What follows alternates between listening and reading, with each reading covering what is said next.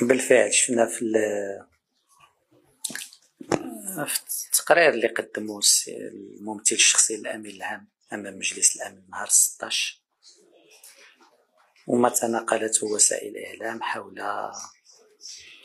مقترح اللي يمكن كنقدمه لتقسيم الصحراء. يمكن لي نقول اولا انه فعلا تقدم زعما طرح هذه الفكره في الزياره الاخيره ديالو للمغرب واللي كانت كنظن في شهر 4 من هذه السنه، وفعلا كان المغرب جدد الموقف ديالو الواضح اللي كان بتعليمات من جلالة الملك محمد السادس، يعني تعلن عليه ديجا في 2002 لما كانت نفس الفكرة جات من جيمس بيكير باقتراح من الجزائر كما ذكر ذلك التقرير الأمين العام آنذاك ديال جيمس بيكير. وكان رد المغرب واضح بأن أولا هذا الشيء هذا جديد قديم سي دو ريشوفي، ثانيا بأن موقف المغرب بحال اللي كان في 2002 راه هو اليوم، بأن المغرب بحال اللي أكد ذلك جلالة الملك لا يتفاوض حول صحراءه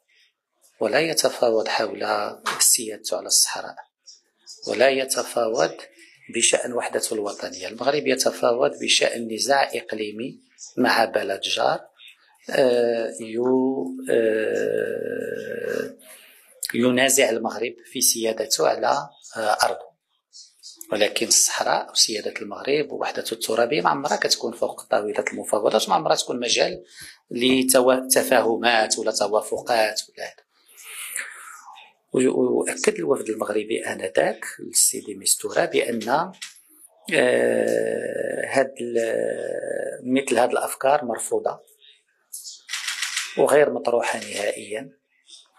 وبأن المغرب لن ولم يقبل أن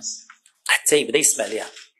لأنها تتعارض مع الموقف المبدئي للمملكة المغربية وموقف كل المغاربة بأن الصحراء مغربية وبأن الصحراء كلها جزء لا يتجزأ من التراب المغربي. ولكن اللي بقى هو أن مادام السيدي مستورة هضر على هذا الموضوع وكان عليه يذكر منين جاتو هذه الفكرة، شكون اللي وحالو بها وشكون هي الأطراف اللي شجعته على أنه يطرحها بحال اللي قدمها لنا في أبريل،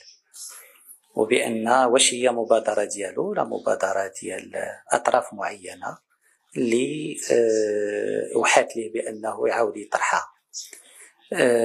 هذا اللي مهم في العملية، وهذه الأطراف هذه بأي خلفية وبأي منطق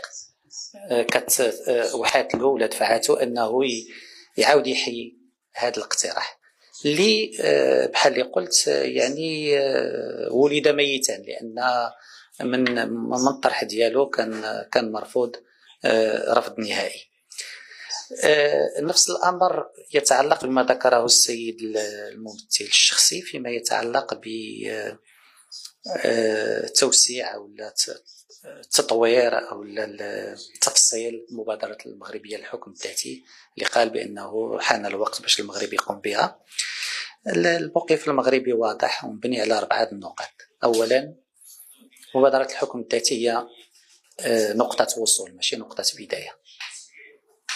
C'est un point d'arrivée, ce n'est pas un point de départ. ثانيا، بأن هذه المبادرة عندك كتحظى بدعم متواصل على المستوى الدولي والأوروبي في إطار الدينامية اللي خلق جلالة الملك، واللي شفنا الدعم سواء من خلال القنصليات سواء من خلال المواقف ديال القوى العظمى أو مواقف الاتحاد الأوروبي أو غيرها. فهذه المبادرة واخذت الطريق ديالها كالإطار اللي المجتمع الدولي كيشوفه كإطار لحل هذا النزاع الإقليمي. ثالثا، بأن هذه المبادرة عندها خطوطها الحمراء التي ما كتقاش، وعندها مجالات اللي فيها يمكن يكون فيها تفاصيل، ولكن كاين نقط حمراء، كاين أسس اللي ما كتقاش في هذه المبادرة سواء في مختلف جوانبها. وهذه المبادرة نهار الأطراف الأخرى تقول وتعبر على استعدادها بأنها تدخل في مسار اللي هي الأرضية الوحيدة ديالو هي مبادرة الحكم الذاتي، آنذاك في احترام للخطوط الحمراء اللي موجودة عاد كيكون الحديث شنو هي الأمور اللي كتحتاج تفصيل، ولكن في غياب انخراط جدي، انخراط واضح علني للأطراف الأخرى في مسلسل على أساس مبادرة الحكم الذاتي، فهذه الأمور هذه غير مطروحة وسابقة لأوانها.